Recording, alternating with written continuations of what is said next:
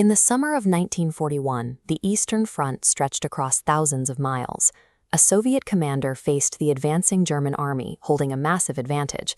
He outnumbered his enemy 3-1 in both men and tanks. Despite this overwhelming numerical superiority, his forces were decimated.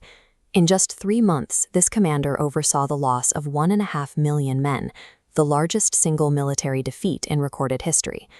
Under the brutal metrics of the Soviet state, a failure of this magnitude usually meant a swift execution. Instead, he was removed from command and given the highest honor his nation could offer, the title Hero of the Soviet Union. This was Semyon Budenny. To his own men, he was known as the man with the very large mustache and the very small brain. The logic that turned this catastrophic failure into a national hero was decades in the making, rooted in the internal priorities of the Soviet state. In 1917, Budenny was a simple sergeant major in the Imperial Russian Cavalry. During the revolution, he was promoted overnight to commander of the 1st Soviet Cavalry Army. He secured this promotion as a close personal supporter of Joseph Stalin, regardless of military ability. Budenny's approach to warfare was archaic. His playbook appeared gleaned from Genghis Khan, relying entirely on charging at everything with the utmost gusto. While he championed 19th-century cavalry charges, German generals were rapidly developing the modern, mechanized warfare that would define the era.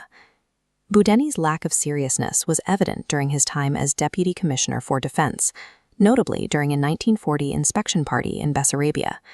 After a heavy meal, a canvas screen was removed to reveal a vat filled with red wine and naked women. Budenny immediately stripped off his clothes and jumped in, mustache and all. Chaos broke out when a guest fired an automatic weapon into the vat, wounding several people. Budenny merely laughed off the danger and carried one of the maidens away. Stalin preferred a general who was simple-minded and easily distracted. A man like Budenny lacked the wit to ever pose a political threat to his dictatorship. Stalin's deep paranoia convinced him that competent Red Army officers were a threat.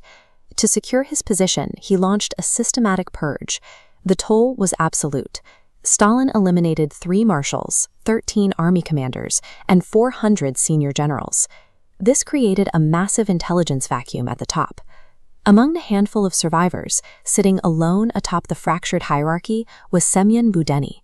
Budenny prospered through the bloodiest political purge in Soviet history, specifically because his lack of ability made him harmless. In this environment, the Soviet state had made military incompetence a necessary trait for survival at the highest levels of command.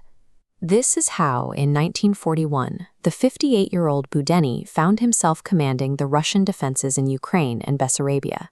He was pitted against modern German commanders like Gerd von Rundstedt, who easily used superior maneuvers to bypass Budenny's static, antiquated defenses. Alongside Ewald von Kleist, the German mechanized blitzkrieg bypassed Budenny's forces so efficiently that they literally ran rings round him. The cost of this leadership vacuum was immediate.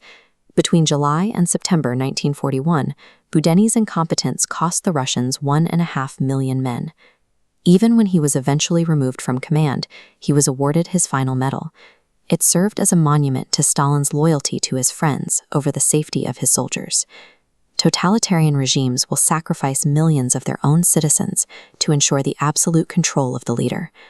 What is the true cost to a nation when its leaders fear competence more than they fear defeat?